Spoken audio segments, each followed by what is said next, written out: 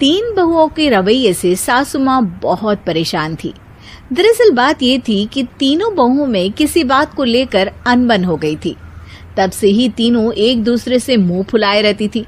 ना कोई सीधे मुंह किसी से बात करती, ना किसी का कहना मानती। पड़ोसी भी इस बात को जानते थे और जाने कैसे कैसे बातें भी करते। इसीलिए सासू माँ ने तीनों बहुओं को तुरंत अपने कमरे में बुलाया। मैं कई दिनों से देख रही हूँ, तुम तीनों अलग अलग सारे काम कर रही हो। ये सब नहीं चलेगा, तीनों को मिलकर ही काम करना पड़ेगा। सास की बात सुनकर एकदम से बड़ी बहू बोल उठती है। नहीं मम्मी जी, मैं इन दोनों के साथ कुछ नहीं कर सकती। मैं इस घर की बड़ी बहू हूँ, फिर भी ये मेरा कहना बिल्कुल भी नहीं मानती। अरे जेठानी जी, जानबूझकर मुझे डबल काम करवाती है आप। और छोटी मुझसे टेढ़े मुंह ही बात करती है। इन दोनों के बीच हमेशा सैंडविच बन जाती है मेरी, और मैं हमेशा आलू की तरह बीच में मसली जाती हूँ। मम्मी जी, इन दोनों को लगता है कि मैं छोटी हूँ तो इनके पैरों तले दब जाऊंगी, लेकिन नहीं, मेरा भी उतना ही अधिकार है जितना इन दोनों का है। बड़ी आई दोनों मेरी चुगली करने के लिए, मुझे क्या कम समझ रखा है। तीनों बहू एक दूसरे से बहस करने लगती है और सास दोबारा ये देखकर टेंशन में आ जाती है और सबसे कहती है, चुप हो जाओ, अब से तुम तीनों सारे काम एक साथ करोगी। आंख बंद करके एक दूसरे की बात सुनोगी। तुम तीनों इस बात को गांठ बांध लो, वरना अगली छुट्टियों में तुम्हारा अपना मायके जाना कैंसिल। सास की बातें सुनकर डर के मारे तीनों हामी भर देती हैं। जी मम्मी जी, मैं समझ गई। हाँ मम्मी जी, जैसा आप कहें। आप जो कहेंगी मैं वही करूंगी। तीनों बहू सास की बात को गांठ बांध लेती है और वादा करती है कि अब से सारे काम वो तीनों एक साथ मिलकर ही करेंगी। ये सब देखकर सास खुश हो जाती है और वहां से चली जाती है। नीचे जाकर वो देखती है कि घर में शर्मा जी आए हुए होते हैं। सास जोर से आवाज लगाकर कहती है, अरे बहू, जरा चाय बनाकर तो लाना, शर्मा जी आए हैं। सास की बात सुनकर तीनों बहू तुरंत किचन की ओर भागती है और चाय बनाना शुरू कर देती है। मुझे तो एकदम मसाले वाली कड़क चाय पसंद है, तो हम शर्मा जी के लिए मसाले वाली चाय ही बनाएंगे। अरे नहीं दीदी, गर्मी के मौसम में मसाला चाय कौन पीता है? मैं तो शर्मा जी के लिए इलायची वाली चाय ही बनाऊंगी। ये कैसी बात कर रही हैं आप दोनों? मेरी मम्मी ने सिखाया है कि मेहमान को ज्यादा दूध और शक्कर वाली चाय देनी चाहिए, वरना वो घर वालों को कंजूस समझते हैं।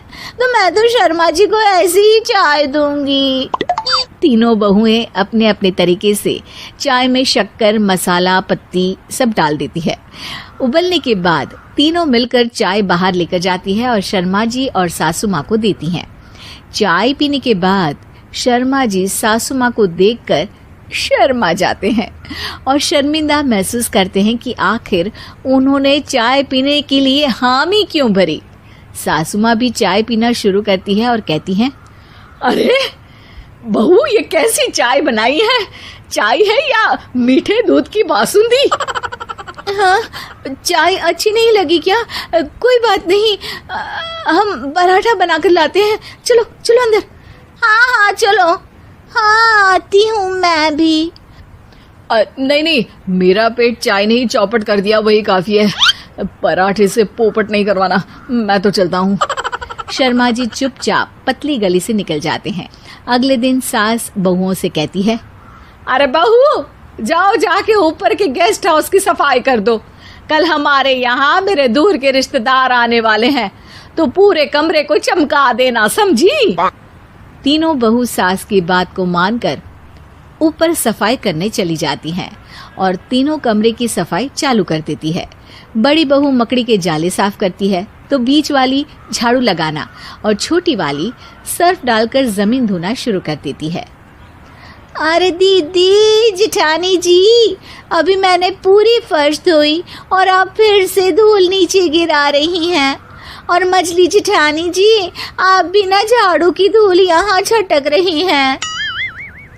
अरे तीनों को साफ करना है, एक साथ सफाई करते हैं ना। अरे वही तो, हम साथ साथ हैं, घर साफ साफ है। तीनों बहू ऐसे ही काम में उलझ जाती है और 2 घंटे तक एक ही कमरे की सफाई करती रहती है। बहुत देर से अपनी बहुओं को ना देखने के कारण सास ऊपर कमरे में उन्हें देखने जाती है, लेकिन कमरे में घुसती ही वो गीली फर्श पर फिसलने के कारण नीचे गिर जाती है। ओरी मोरी मैया, हड्डी मरोड़ के रख दी। आए मेरी तो कमर ही टूट गई रे। तीनों बहुएं सास को उठाती हैं और बिस्तर पर सुला देती है। अरे मेरे हाथ पैर दर्द कर रहे हैं, दबा दो, आराम मिलेगा। हाँ जी माँ जी। अरे जी माँ जी, जी माँ जी। और तीनों बहुएं एक साथ सास के हाथ को दबाना शुरू कर देती हैं। माँ की तो चीख ही निकल जाती है और नतीजा ये होता है कि सास के बचे हुए शरीर में भी दर्द उठ जाता है। हाय राम, ये क्या कर दिया तुम तीनों ने।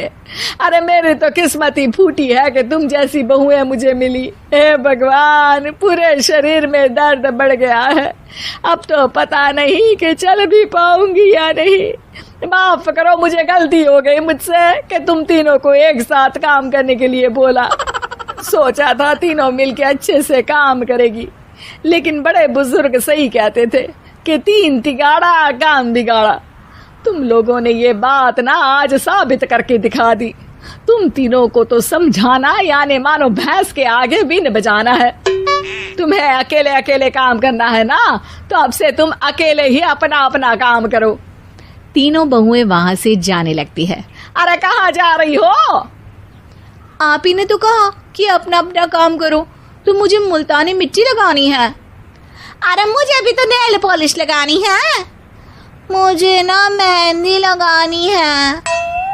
सास अपना सर पीट लेती है और कहती है, अरे मुझे भी लगाना है कुछ।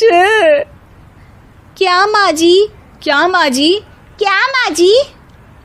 तुम्हारे घर वालों को फोन तुम्हारी हरकतें बताने के लिए।